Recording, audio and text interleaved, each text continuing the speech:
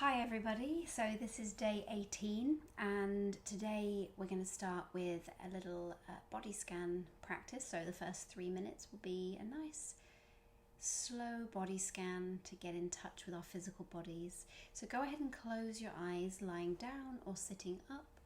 If you're sitting up, just shuffle the shoulders a few times, move the head around a little bit, find that nice center, find that place that you can ease yourself into. Letting the eyelids become heavy, noticing that skin around the nostrils where the air passes in, cool down into the lungs. Noticing your ribs as they lift and expand out to allow your breath to come in. And noticing your belly as it expands as well with that inhale as your diaphragm pushes down.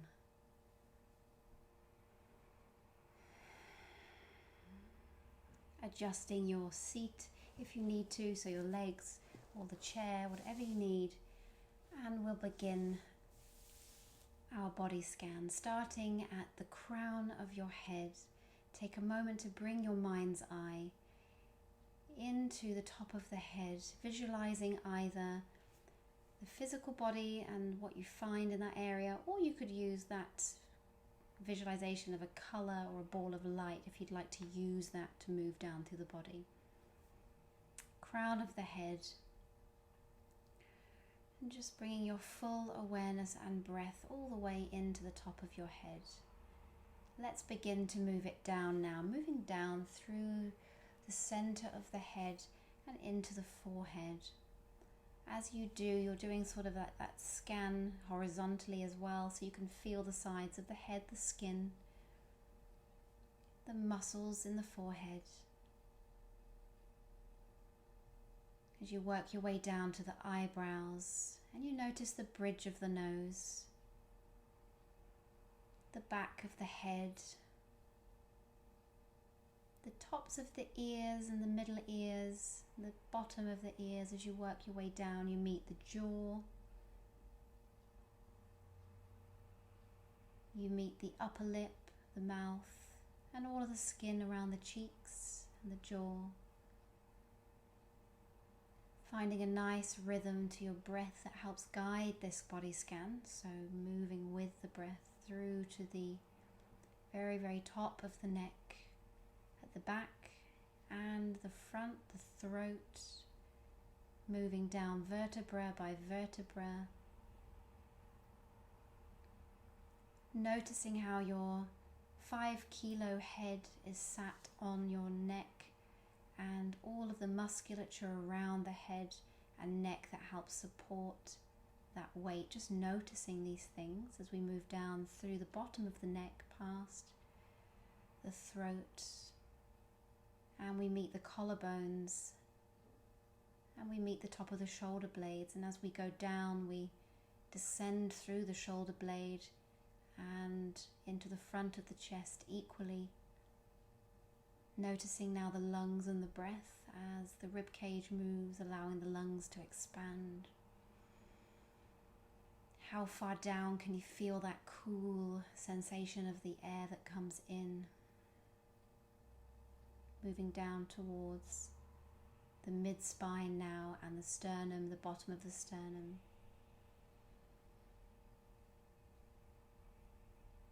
And moving in towards the diaphragm, just at the bottom of your rib cage. And we'll finish by observing the diaphragm as it moves. With the inhale, the belly moves out. That's the diaphragm contracting to push down. And it also attaches right around the back, so you can notice there at the back of your ribs and the spine, you can feel that movement as well.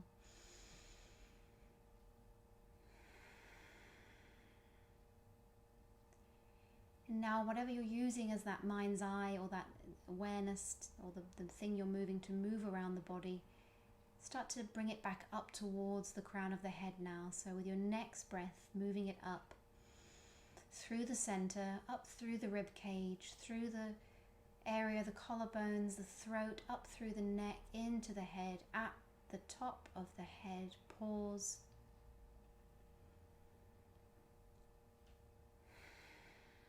and opening the eyes gently again. Okie dokie. So today I wanted to talk about another one of the darker sides of mindfulness, meditation, yoga, and life, I guess. And that is when things all become too much. I think it's safe to say that when we have our ambitions to have more health and well-being in our lifestyle, we end up adding things to our schedule, or we now want to do the gratitude and the journaling or the breathing or taking more exercise.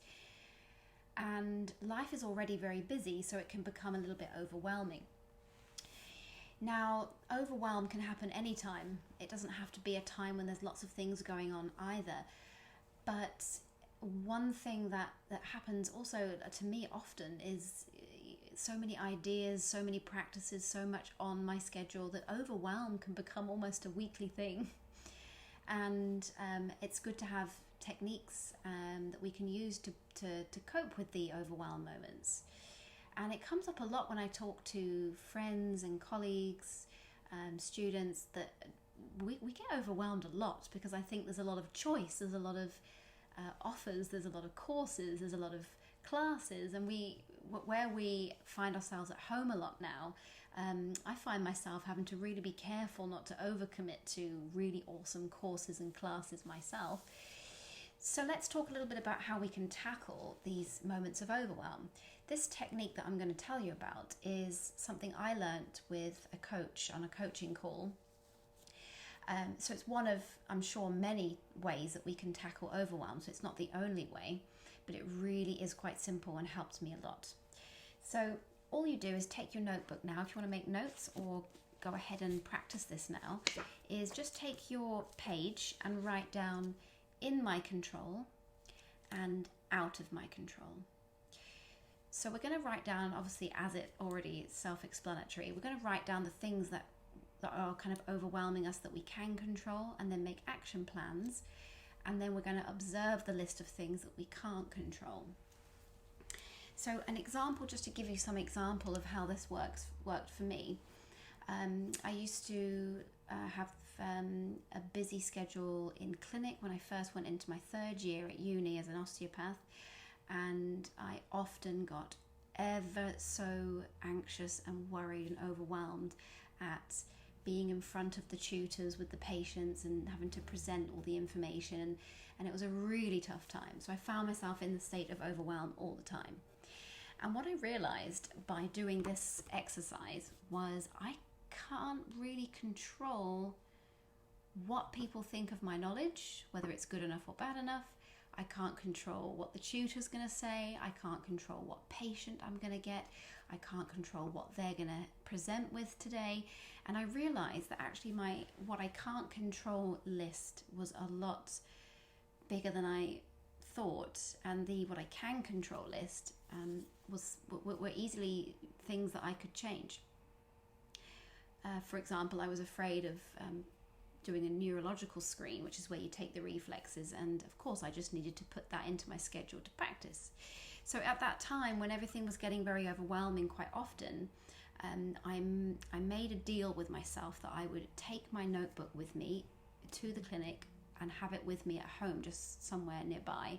And every time I could feel myself wandering into the future, or even wandering into the past, because I'd worry about the patient I saw yesterday as well as the one I might see tomorrow, and I ended up worrying all the time about that. And I would just simply write on a piece of paper, what can I control, what can't I control? And this is something it took me a few weeks to get into the rhythm of it. But now, even mentally, when things overwhelm me, I sometimes think, what can I control? What can't I control? And again, I've talked about that extinguisher. It's like a fire extinguisher. It puts out the fire. It still leaves a little burn, because of course it's not a fix, as with many things, but it really helps to bring you back into your center, bring you back into the moment. I can't control that. I can't control that. And I can work on the things I can. So today, I've spoken a lot about my example. Maybe at the end of the video, take a moment to write down your in control and out of control if there's anything on your mind today that you could apply that to. Otherwise, just keep a note of that, and next time you start to feel your cup getting full, have a go at this. Thank you. I'll see you tomorrow.